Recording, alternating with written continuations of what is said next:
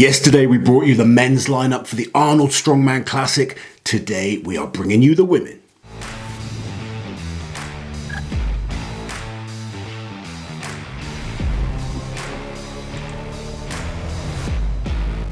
So Auntie Liz, first time ever, Rogue and the Arnolds are getting involved in the Strongwoman contest.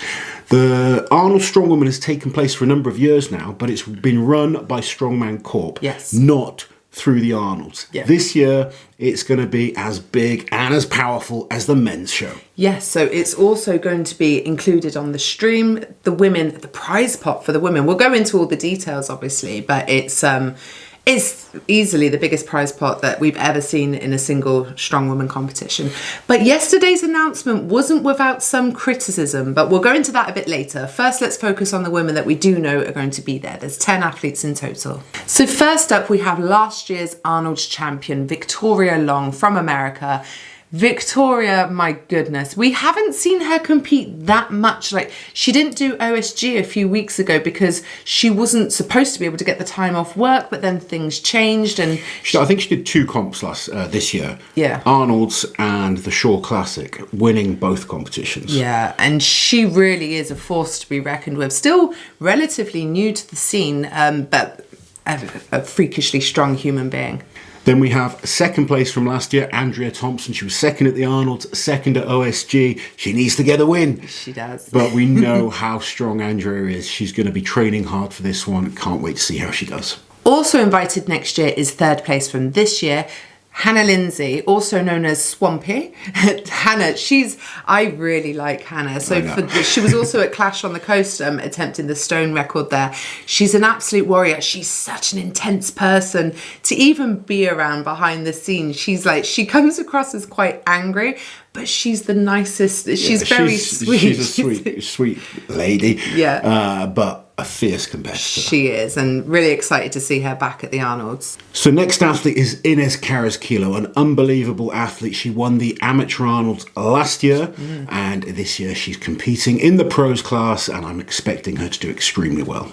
Next up is Olga Lashuk. I think I'm saying her surname correctly. Sorry, Olga. But she is a two-time Arnold champion, and she also just won the World's Strongest Woman Open competition as well. So one of the best female athletes we've seen in the modern era. She's unbelievable, a real warrior, and she's in great form, having just won the World's Strongest Woman. Next up, we have Nadia Stowers, the current under 82 kilo world champion. She's won that title for the last 2 years in a row.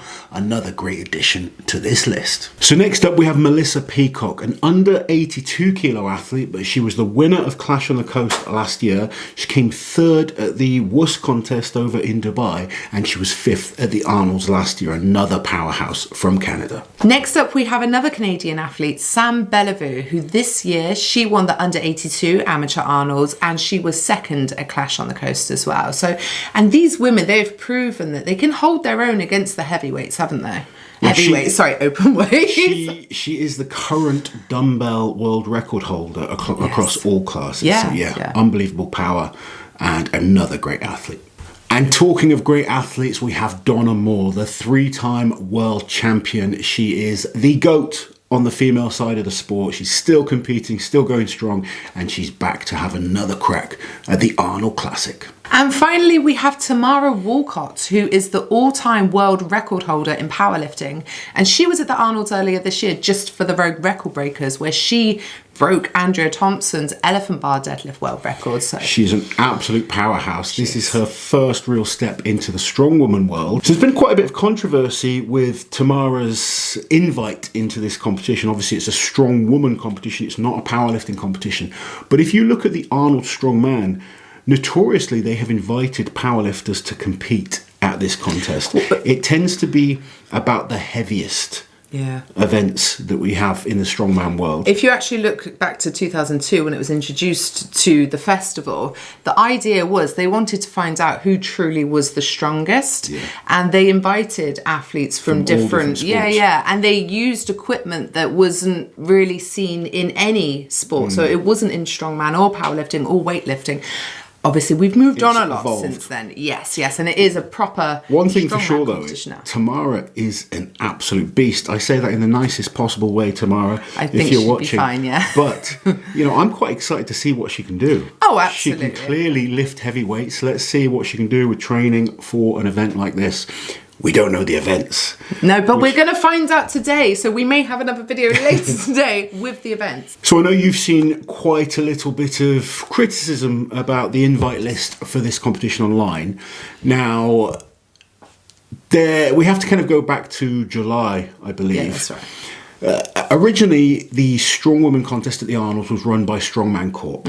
And Strongman Corp announced that they won't be running it this or next year. Rogue and the Arnold's, which is who runs the men's competition, will be taking over, which is huge for the women's side. It means now we have a $75,000 prize purse for the women, plus the women's show will be streamed exactly alongside the men's, which is big for the sport and growth of the women. Now, the problem with that is you've got two different organisations, if you like, within the sport that have different qualifying systems. Yes, so I really try and see it from both sides and their points of view. So if you look at it from Rogue's point of view, right, we're going to take on the women, we're going to put all this money into it, we're going to invite who we want. That's their prerogative. That's what they do with the men. That's what they do with the men. It is an invitational. We don't... Only one athlete from the men's side qualify. has qualified, and that was the winner of the amateur Arnold's. With the women's side of things, obviously, people thought they had qualified. So an example, we have Holly McRae, who won the under 64 amateur Arnold's, which she was told would have been a qualifier for this. So this whole time since March, she has been expecting to be in the Arnold's. And I can sympathise 100% because the amount of times I've been that athlete that's on the verge of being invited to big shows, and I'm the one that's kind of not going. For a long time that happened to me. Yeah. And all I can say is just keep pushing and keep showing everyone what you can do. I mean, there's a few athletes on this list that I was surprised weren't on there. Rebecca Roberts, last year's world champion. She should be invited in my opinion. We should address also, because I know some people aren't sure, but her other half, Paul Savage, he died suddenly just a few days ago on Sunday, and obviously this is a really awful time for Rebecca. Yeah, but and maybe competition isn't what she needs right now. Maybe not, but she wasn't invited, just to be clear, was what I was going to say. So I think what the women need is clarity going forward. If it is an invitational, what are they looking at and what are they looking for? Yeah, we need that within the whole sport. We need to understand, okay, I want to get to there. How do I get How there? do I get there? There has to be some sort of pathway. Are you going to be looking at results over here? And then the women know, and they can focus their training towards that to put themselves in front of the people who will be selecting athletes and to make their names be known. Because right now, Rogue and Arnold's are going to invite people that they know. Absolutely. I totally agree. In the meantime, I think let's promote this as well as we can. Yes. This is a huge, huge opportunity for the women's side of the sport. Yeah. $75,000 prize money. That is the biggest prize pot we've seen in a women's competition. Yeah, it's huge. To be honest, it wasn't very long ago that the men were getting nowhere near that kind of prize money as well. Yeah. So if we kind of focus on promoting it, we focus on pushing it, who knows what we could be looking at for the women's side in 5 years' time.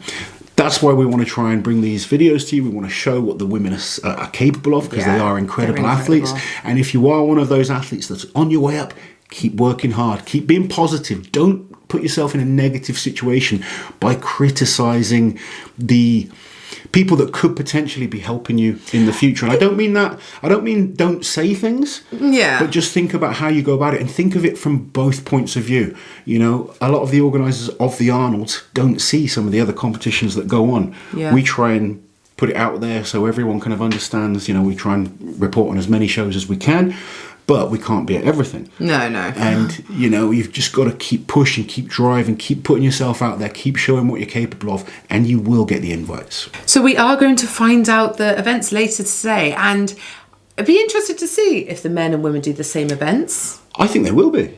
Well, we're looking at, because we know it's the Arnold /Rogue, but we're looking at the way Rogue do CrossFit, and the men and the women do the same, and like one goes, then the other goes. I really hope it is the same events. I I think it would be interesting to see the difference in terms of what people lift and what people can do.